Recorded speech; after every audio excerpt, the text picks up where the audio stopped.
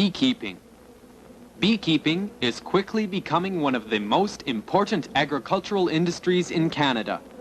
Each year, some 18,000 beekeepers, managing about 600,000 hives, produce more than 23 million kilograms of honey.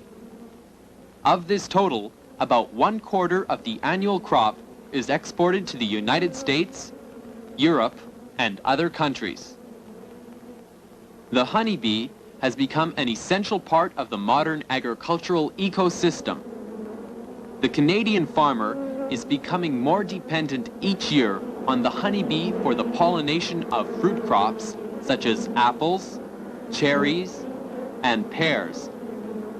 Seed crops such as sunflower, rapeseed, and buckwheat. Legume crops such as sweet clover and red clover. Each year, the economic benefit derived from pollination by honeybees is many times more important than the value of honey and beeswax. In recent years, interest in beekeeping has undergone an important revival.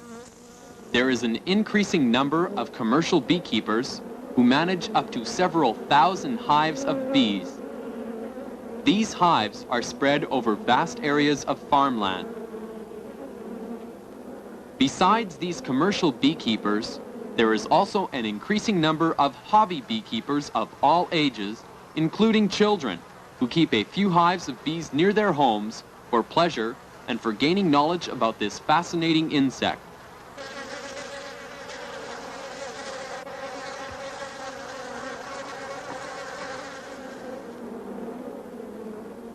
We shall begin by defining the term beekeeping, and then show you how to get started correctly in beekeeping and what principles to follow to become a successful beekeeper.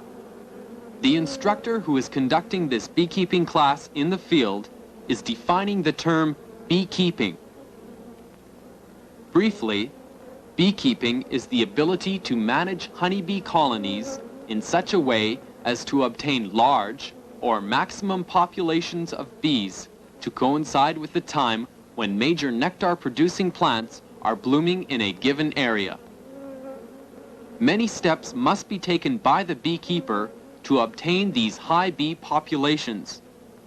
You will be shown how to select, prepare, and lay out a good apiary site, how to prepare the hives for receiving the bees, what to wear, what equipment to use, and how to hive the bees properly. Preparation. The choice of an apiary site is a very important consideration. The site should be easily accessible regardless of weather conditions and should be elevated to prevent flooding. It should be well protected from cold, north and west winds and be exposed to the sun on the south side. The site should always have a good supply of water close by for the bees. Honeybee colonies require good plant sources from which to collect pollen and nectar in the spring, so that large populations of bees can be produced quickly. Near the apiary should be trees, such as poplar and maple. Bushes, such as hawthorn, dogwood, and willow are also important. The site should be large enough to accommodate the hives, vehicles, and other equipment.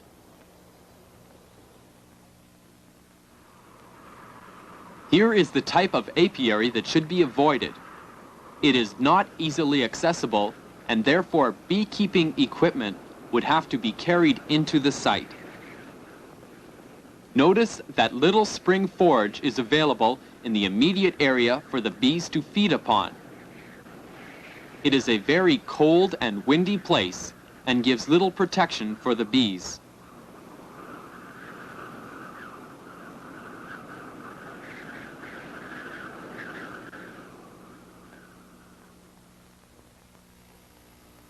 Once the proper site is chosen, work can begin.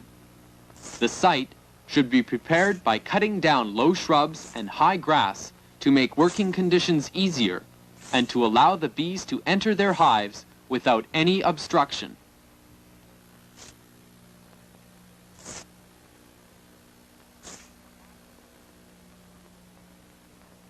The hive stands are placed so that their front sides face in different directions to those of their neighbors, but generally in a westerly, southerly, or easterly direction.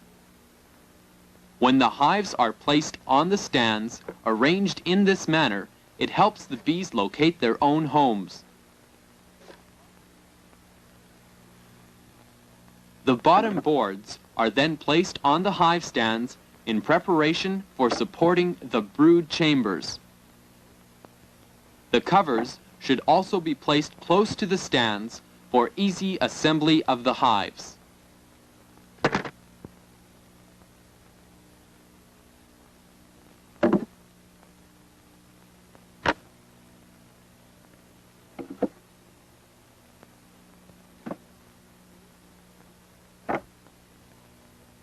Here is the brood chamber, which will become the home for the bees.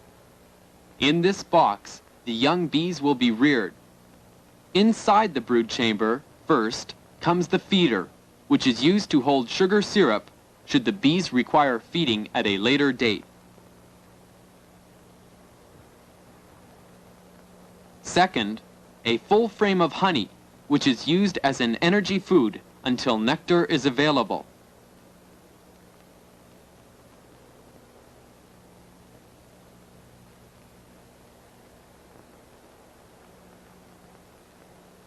Third comes a frame of pollen, the protein source for the bees and their young until it is available from plants.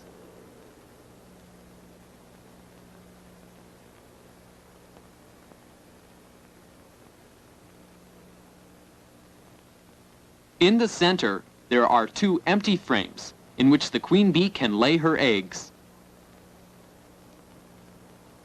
These often have a ring of honey around the edge so that food is close by should the weather turn cold. In all, the equivalent of 4 full frames of honey should be present in the brood chamber. The last 4 frames are similar to the first 4 frames if one works into the center of the box from the opposite wall. Having prepared each brood chamber with 1 feeder and 8 frames, the beekeeper now places 1 brood chamber on each bottom board.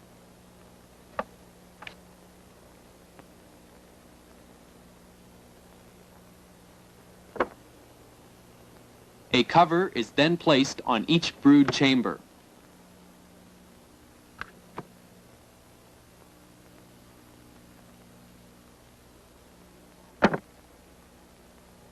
Notice that this hive is sloping slightly toward the back. This position would allow rainwater to collect inside the bottom board. The beekeeper corrects this problem by propping up the back of the hive stand with a piece of wood.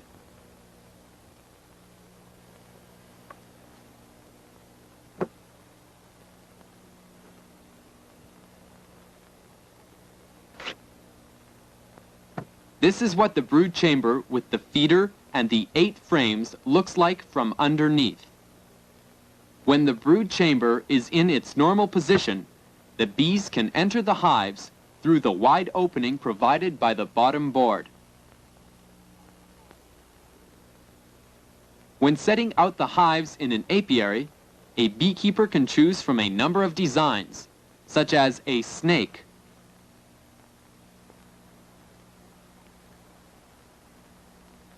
a 4-point layout, large or small horseshoe, or he can add color to the hives. These designs and colors, including surrounding objects such as other hives, trees, etc., aid the bees in locating their own homes. In other words, to prevent what beekeepers call drifting of the bees. An entrance block is nailed over the hive entrance to prevent robber bees from stealing honey, or mice from ruining the frames before bees are put into the hives.